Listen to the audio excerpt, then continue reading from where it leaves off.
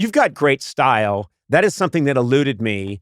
A lot of writers get, especially from my era, we all of us owned like 2 shirts. Yeah. We looked like shit. We lived in shitty apartments.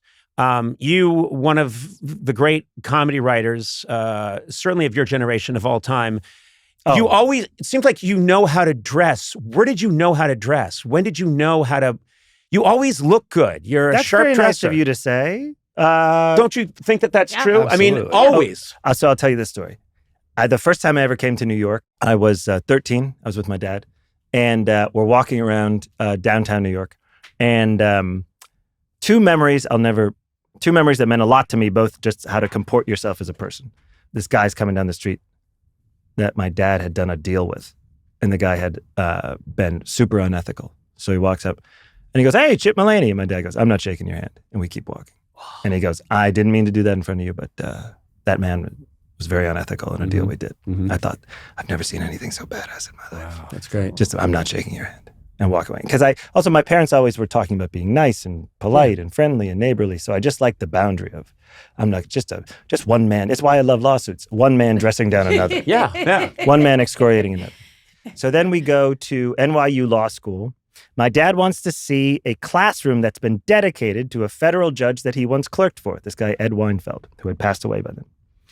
So we walk up into the law school, and there's a security desk, and there's a student who has misplaced their ID, and the security guard is giving them like a ton of shit. Like, well, I can't let you back in. You know you can't get into the library without.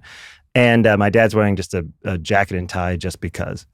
And we just walk right past the security guard.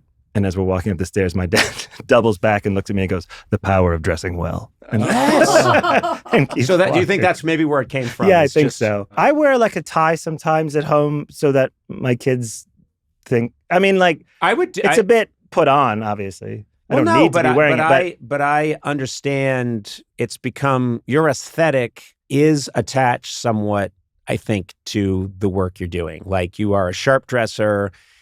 I think you have the best word choice.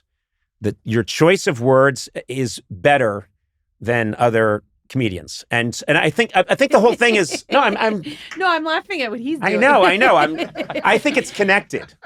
I do think it's connected. I think you put things together in a very thoughtful, crafted way, and it's all of a piece. Like, it makes sense to me that you dress as John Mulaney. Oh, yeah. I will say I am genuinely very comfortable in the things I wear. And if I were more comfortable in, I am often not comfortable like in jeans and New Balance and like, I don't know, what would Ray Romano wear? An $8 Casio watch. I don't mean to name names, but what would a plebeian like Ray Romano wear? As I went feet up, I was like, open shirt. Who am I seeing here? Modern day Ray Romano. People ask me a lot about genius. I don't know why. I don't know what it is about me. A real genius always seeks out the nerds. That's the common thing, is nerds. I mean, this is why I go to you all the time, David. Thank you. Seriously, because you know how to like do things on the phone and order things online. I don't know that. It's usually simple stuff. You can't. Yeah, make tea. Yeah. NerdWallet. That's what I'm talking about. NerdWallet's going to find the right credit card or auto insurance for you in minutes. Their team of nerds has done the research so you don't have to. Just answer a few simple questions and you'll be matched with the right financial product for you. That's great. They have only nerds working there. Every now and then a jock will try and apply. Oh. And they say, "Go no further. You are banished from our realm." I feel like you would thrive working for them. Yes, I would. Go to nerdwallet.com to finance smarter today. After all, letting NerdWallet do the work is more than smart. It's genius. Terms and conditions apply.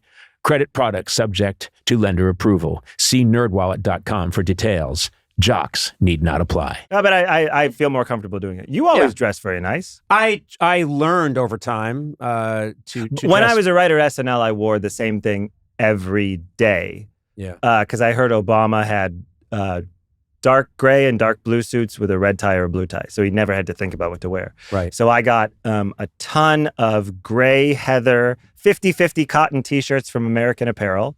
and then khaki pants from J. Crew, and I would wear that, and if it was cold, I'd wear a blue crew neck sweater. And it's the only thing I wore for like It's very interesting 4 because years. when I started, which is 85, the old guard, the old timers at that point were people that worked on counterculture television. And they were all, they would go up into their office and smoke pot. They wore, out of pride, T-shirts and ripped jeans. And I remembered thinking, that's not me. Yeah. I hadn't quite figured out who I was, but over time I saw the value of, I don't want to look like a bum. And also when I had kids, I liked looking like a dad. Yeah. You know what I mean? I liked, for some reason, come in and I've got, I would wear sometimes my tie from work home, and they would see that when I worked, I was dressed up. And I thought, yeah, I want them to have that idea of what a dad is. That's really funny. Someone who is supplied Tom Brokaw's suits by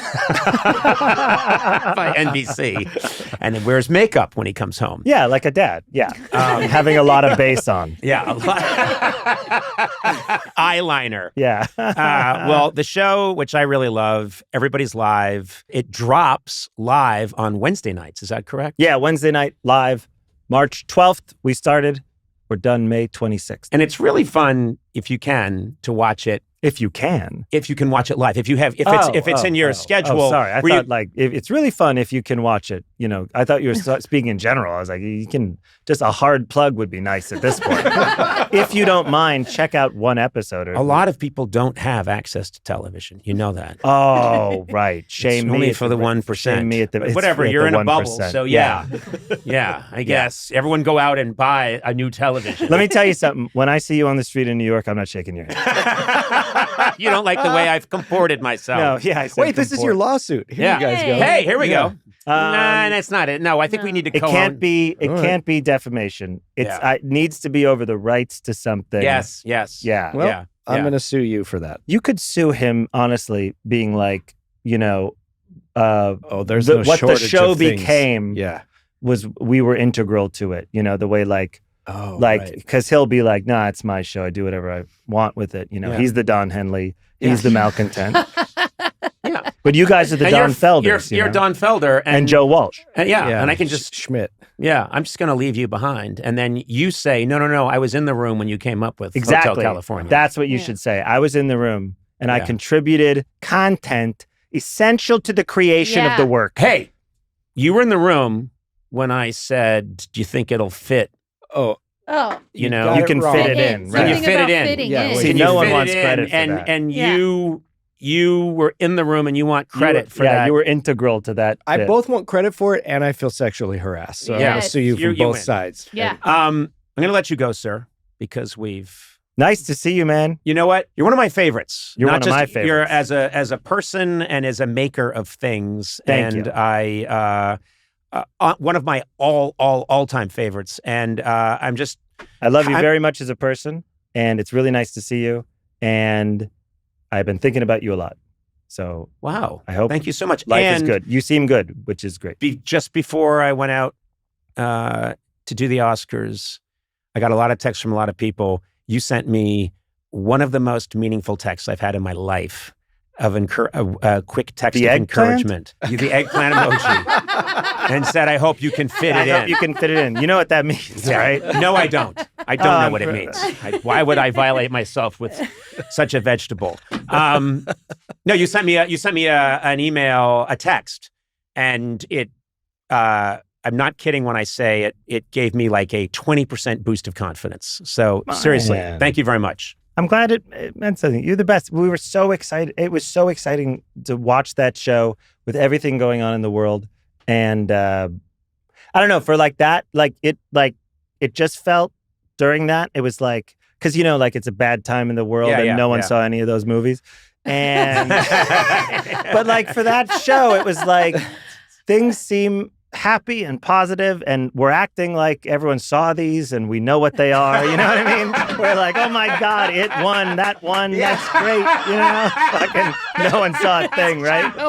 No one saw a thing. But you really did put on a show that said, this is a cool night and we're going to have fun. Yeah. And that sounds like a very simple thing, but as we were talking about comedy that is like just not quite always messagey, it's harder to do. All right. Well, listen. Thank you for saying that. Go work on your show and keep enjoying it because I can tell you're having fun. And when you're having fun, you're golden. Thank you, man. Go in peace. Go in peace.